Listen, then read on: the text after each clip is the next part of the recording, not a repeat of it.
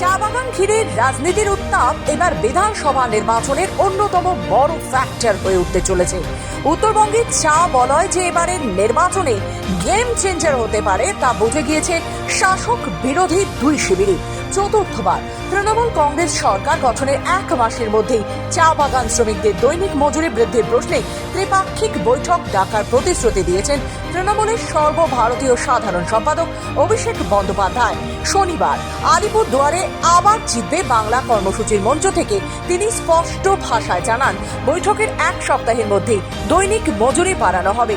চা শ্রমিকদের সমস্যা নিয়ে প্রশ্নোত্তর পর্বে এই প্রতিশ্রুতি দেন অভিষেক বন্দ্যোপাধ্যায়, যা স্বাভাবিকভাবেই চা বলয়ের রাজনৈতিক বার্তার দিক থেকে অত্যন্ত গুরুত্বপূর্ণ বলে মনে করা হচ্ছে। তবে অভিষেকের এই ঘোষণার রেশ কাটতে না কাটতে পাল্টা আক্রমণে নামল বিজেপি।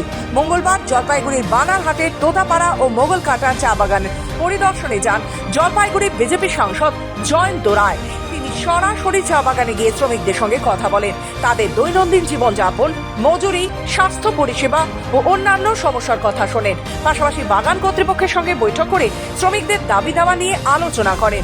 বন্ধ মোগলকাটা চা বাগান শ্রমিকদের মধ্যে কম্বল বিতরণ করতেও দেখা যায় তাকে। পরিদর্শন শেষে সাংসদ জয়ন্ত রায় চা শিল্পের বর্তমান বেহাল অবস্থার জন্য সরাসরি রাজ্য সরকারকেই দায়ী করেন। এই চা বাগানে এরকম শুধু একটা না, অনেকগুলো চা বাগানে এরকম অবস্থা। কয়েকদিন আগে বাগড়াকোট চা বাগান নিয়ে এরকম অবস্থা হচ্ছিল, কয়েক মাস ধরে তাদের বেতন হচ্ছিল না। তো আমি ওখানকার লেবার কমিশনার, ওখানকার যে এসডিও, তাদের সাথে আমি কথা বলে তারপর সেখানকার সমস্যার সমাধান করতে পেরেছিলাম। যাই হোক, এই অবস্থাটা এখানে এই যে টিএমসি শাসনে এটা দেখা যাচ্ছে যে এরকম প্রত্যেক জায়গায় এরকম চা বাগান, বেশিরভাগ চা বাগানের ক্ষেত্রে এরকম হচ্ছে।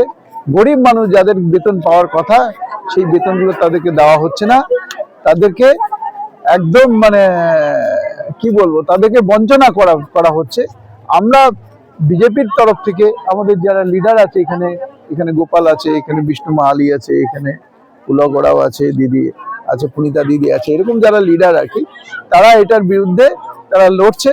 তারা আমাকে আসতে বলেছিল যে দাদা আসেন, আপনার বাগান কর্তৃপক্ষের সাথে কথা বলেন কিভাবে কি করা যায়।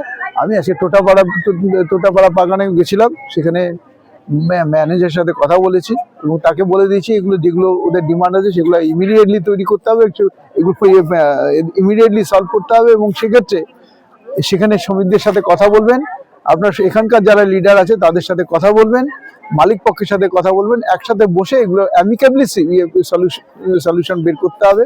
যদি দরকার হয় তাহলে আমাকে ডাকবেন, আমিও আসবো। রাজনৈতিক মহলের মতে চা শ্রমিকদের মজুরি, স্বাস্থ্য, বাসস্থান ও বন্ধ বাগান এই চারটি বিষয় এবারের নির্বাচনে উত্তরবঙ্গের চা বলয়ে প্রধান ইস্যু হতে চলেছে। তৃণমূল একদিকে ভবিষ্যৎ প্রতিশ্রুতি ও সরকারের ধারাবাহিকতার বার্তা দিচ্ছে, অন্যদিকে বিজেপি বর্তমান পরিস্থিতির ব্যর্থতা তুলে ধরে ক্ষোভকে পুঁজি করতে চাইছে। সব মিলিয়ে স্পষ্ট, এবারে বিধানসভা নির্বাচনে বিজেপির পাখির চোখ যে চা বলয় তা আর বলার অপেক্ষা রাখে না। আর সেই চা বলয় ধরে রাখতে তৃণমূলও যে কোনোভাবেই ঢিল দিতে রাজি নয়। অভিষেক বন্দ্যোপাধ্যায়ের প্রতিশ্রুতি তার বড় প্রমাণ। চা বাগানের মজুরি ও ভবিষ্যৎকে কেন্দ্র করে এবার উত্তরবঙ্গে গড়াবে একেবারে কাঁটায় কাঁটায় রাজনৈতিক লড়াই। জলপাইগুড়ি থেকে নিজস্ব প্রতিনিধি রিপোর্ট, খবর বাংলা।